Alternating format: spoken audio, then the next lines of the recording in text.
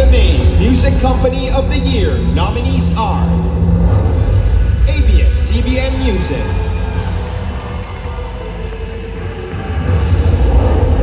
Cornerstone Entertainment,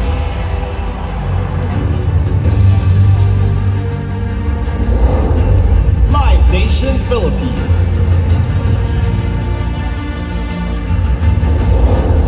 Sony Music Philippines,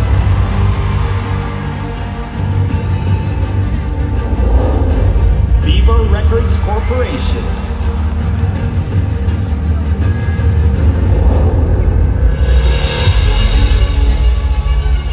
So, the winner is the Music Company of the Year is Sony Music.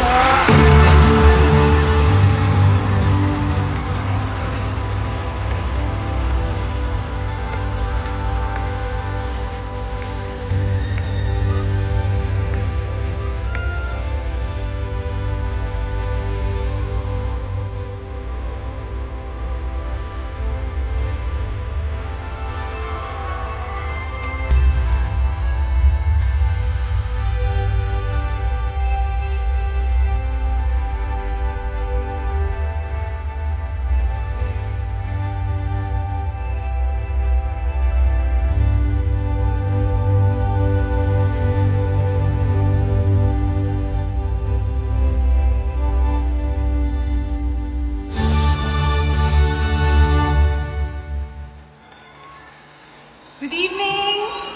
I am Roslyn Pineda, also known as Mama Sony. Isa po itong napakalaking karangalan. Maraming salamat. Filipino Music Awards, MMGI. Because of you, we have artists from past to present, from Sony Music, who are here tonight, including Basti Artadi, Kevin Roy, Ellie Buendia, and of course, Ben and Ben, Four of Spades, SB19, Diwata. So, maraming salamat ulit. I remember being tasked with reopening Sony Music Philippines in 2018. Little did I know the adventure that would come about and all the incredible talent that we would be working with. So, thank you again. Mabuhay ang musikang Pilipino. Team Sony Music! Proud of you! This is for you! Mana Tienza, thank you!